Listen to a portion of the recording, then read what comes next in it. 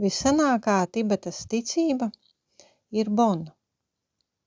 Citreiz to dēvē arī par animismu vai par šamanismu, jo cilvēki uzskatīja, ka visiem dzīvniekiem un visiem augiem ir dvēsele, ka tie ir dzīvi un ka tajos mīt kādi gari vai dievi, kā arī senos laikos bija tādi šen priesteri, kas spēlēja tādu kā šamaņu lomu un deva padomus it īpaši valdniekiem.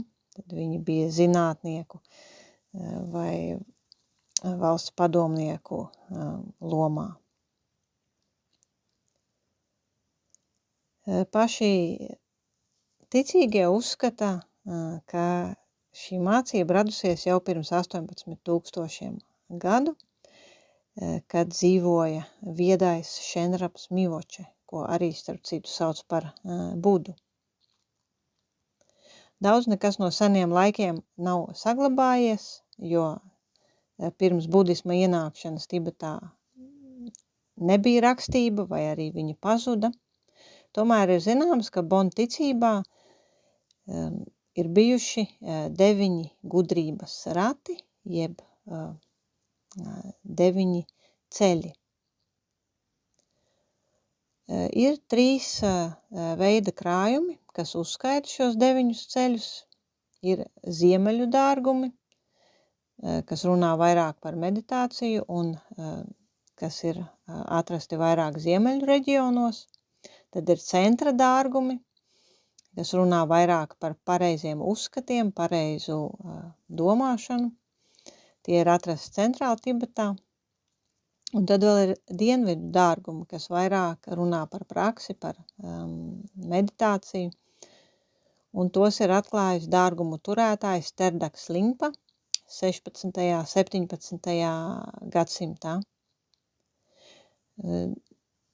Šie 9 rati un tajos aprakstītās prakses nāk jau no seniem laikiem, noteikti no laikiem pirms mūsu ēras, bet tajos laikos nebija pierakstu vai arī pieraksti nav saglabājušies, un līdz ar to tos atklāja ar savām garīgajām pieredzēm tikai vēlāk, tā saucamie dārgumu turētāji, tertön. Un mēs varam palūkoties, kādi bija šie dienvidu dārgumi. Tad tie ir konkrēti teksti, kuri arī saglabājušies mūsdienās. Un, ja būs vēlāk iespēja, es pastāstīšu tuvāk par katru. Tātad ir pareģojumu gudrības, kur aprakstīta zīlēšana, pareģojumi, astroloģija, rituāli un medicīniskā terapija. Tad sākotnēji tibetieši vispirms ir izmantojuši zīlēšanu, pēc tam pareģojums, astroloģija, rituāls, un tikai tad, ja bijušas kādas slimības, tikai kā pašu pēdējo, izmantojuši zāles un citas terapijas. Otrā nodaļa – parādību gudrības.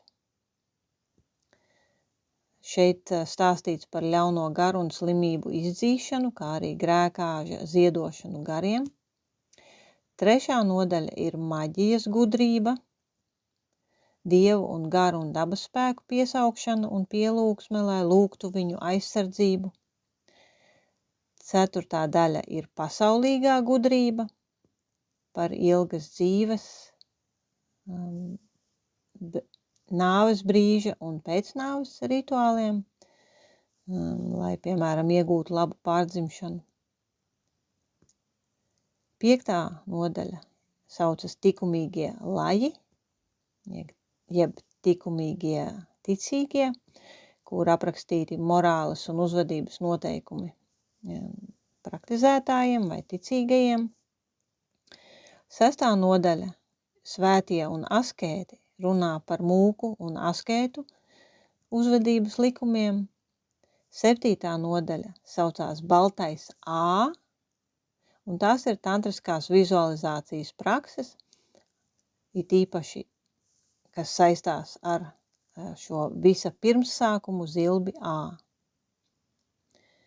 8. nodaļa sākotnējā gudrība, visaugstākās tantriskās prakses, un galu galā 9. nodaļa visaugstākais rats, tas ir dzogchen, jeb lielā pilnība, kad var izprast savu īsto dabu un patieso realitāti.